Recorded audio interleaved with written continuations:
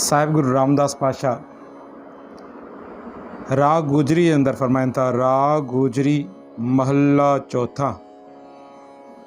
हर के जन सतगुर सतपुरखा बिनो करो गुरपास। हर के जन चंदा मुझी सच्चे गुरु वटि वेनती आहे। उहो सच्चो गुरु जेको उन परमात्मा जो हरि जो भगत आहे। चंदा उन परमात्मा जे भगत उन सच्चे गुरु वटि मुझी हिकिड़ी वेनती आहे। बिनो मना वेनती करो गुर पास। गुरु जे अॻियों हिकिड़ी वेनती आहे। कहिड़ी वेनती? हम कीरे क्रम सतगुर शरणाई कर दया नाम प्रगास। चंदा मुझी हिकिड़ी वेनती आहे। इहो ई मुंहिंजो अर्ज़ु आहे त असां जहिड़े हिकु क्रम, हिकु जंत, हिकु तुच्छ जे मथों हिकु दया कर, कृपा दृष्टि कर, बख़्शिश कर त असांजे अंदरि उन परमात्मा जे नाम जी, परमात्मा जे गुणनि जो कुझु चानण थी पए, उनजी रोशनी थी पए। हम कीरे क्रम सतगुर शरणाई। सच्चे गुरु जी शरण इंजे करे आया आहियूं। कर दया, असांजे मथो दया कर, बख़्शिश कर, रहमत कर, नाम प्रगास। उहा बख़्शिश कर जंहिंजी बख़्शिश जे अंदरि असांजे अंदरि नाम जो प्रगास थी पए, उन परमात्मा जे गुणनि जी रोशनी चानण थी पए। मेरे मीत गुरुदेव, ऐ मुंहिंजा मित्र, ऐ मुंहिंजा माइट, ऐ मुंहिंजा दोस्त गुरुदेव, मोको राम नाम प्रगास। मांखे उन परमात्मा जे नाम जो चानण ॾे, रोशनी ॾे। प्रगास माना रोशनी।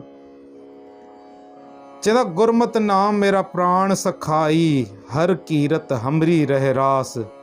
चंदा गुरु जे मत, गुरमत हिते तते खे सियारी आहे, माना गुरमत जे राही, गुरमत जे ज़रिए ई नाम मिली पियो। चंदा काश मूंखे नाम मिली पए गुरमत जे राही, गुरु जी मत जे राही। गुरमत नाम मेरा प्राण सखाई। चंदा मुझे काश उहो परमात्मा जो, जेको परमात्मा जो नाम मूंखे गुरु जे ज़रिए, गुरु जी मत जे ज़रिए मिले, उहो मुंहिंजे प्राण जो, मुंहिंजे साह जो आधार बणिजी वञे, मुंहिंजो साथी बणिजी वञे। गुरमत नाम मेरा प्राण सखाई हर कीरत हमरी रहरास। हरि जी कीर्ति, हरि जा गुण, हरि जी सिफ़त साला मुंहिंजी रहरास बणिजी वञे, मुंहिंजी जमा पूंजी बणिजी वञे, मुंहिंजो अॼु जो ख़र्चण वारो नाणो, अॼु जो नाम धन बणिजी वञे, जेको मां अॼु बि ख़र्चा ऐं अॻिते बि मूंखे कमु ॾे। रहाओ हर जन के वॾ भाग वॾेरे जिन हर हर सरदार प्यास। चवंदा उहो जा वॾा भाग आहिनि उन जन जा, जन चइबो भगत खे। चवंदा उन जन जा, उन परमात्मा जे भगत जा वॾा भाग आहिनि जंहिंजे अंदरि परमात्मा जी हरि जी श्रद्धा पैदा थिए ऐं परमात्मा जे नाम जी प्यास पैदा थिए। चवंदा हर हर नाम मिले त्रिपतासे। जंहिं प्यास खां बाद उन परमात्मा जो नाम मिली पए त पोइ त्रिपतासे माना प्यास ख़तमु थी वञणु। चवंदा उहो वॾे भागनि वारो जंहिंजे अंदरि परमात्मा जी प्यास जाॻिजी पए, ऐं जंहिं ॾींहुं परमात्मा जी प्यास जाॻिजी पवंदी आहे उहो गुरू वटि ईंदो आहे। गुरू उनखे नाम रूपी अमृत ॾींदो आहे। नाम रूपी अमृत जॾहिं उहो इंसान पंहिंजे जीवन में अपनाईंदो आहे, पींदो आहे, उनजो मन त्रिपतास माना उनजी प्यास ख़तमु थी वेंदी आहे। हर हर नाम मिले त्रिपतासे मिल संगत गुण प्रगास। पर इहो थींदो कॾहिं आहे? जॾहिं संगत में, सच जी संगत में ईंदो, अंदरि गुणनि जो प्रगास थींदो, गुणनि जो चानण थींदो, गुणनि जी रोशनी थींदी ऐं सॼी उनजी प्यास ख़तमु थी वेंदी। चवंदा हर हर नाम मिले त्रिपतासे मिल संगत गुण प्रगास। पर अगली पंक्ति में चवंदा जंहिंजे अंदरि इहा प्यास नथी जागे, उनजी वीचार ॿुधो। चवंदा जिन हर हर हर रस नाम न पाया। चवंदा जंहिं हरि जो, उन परमात्मा खे ऐं परमात्मा जे नाम जो रस जंहिं न पातो, जंहिंजे अंदरि प्यास न जागी, ते भागहीण जंपास। भागहीण पहिरियों पंक्ति में चवंदा उहो वॾे भागनि वारो आहे, पर हिन पंक्ति में चवंदा वॾे भागनि वारो न, बल्कि उनखे जे अगरि सिंधी में ट्रांसलेट कजे त निभाग वारो आहे।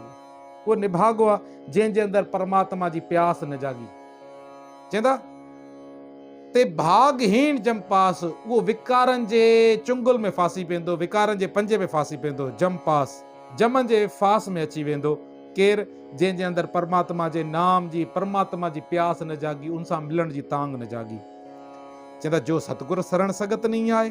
चवंदा जेके सच्चे गुरु जी शरण संगत, उनजी संगत में न आया, उनजी वीचारधारा शरण न कयूं, जो सतगुर शरण सगत नहीं आए दृग जीवे दृग जीवास। उनकी जिंदगी दृग माना फिटकार योग लानत योग, चवंदा उनकी जिंदगी धित्कार योग आहे, फिटकार योग आहे। उनजो सॼो जीवन धित्कार योग आहे जेको सच्चे गुरु जी शरण नथो अचे, जंहिंजे अंदर परमात्मा जे नाम जी प्यास नथी जागे। जिन हर जन सतगुर संगत पाई तिन दुर्मस्तक लिखिया लिखास।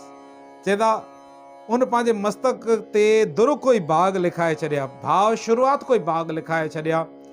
जंहिं जिन हर जन, जंहिं हरि जो जन मना हरि जो भगत, सतगुर संगत पाई, जंहिं सच्चे गुरु जी संगत पाती, सच्चे गुरु को नाम धन पातो, उनजी संगत कयई।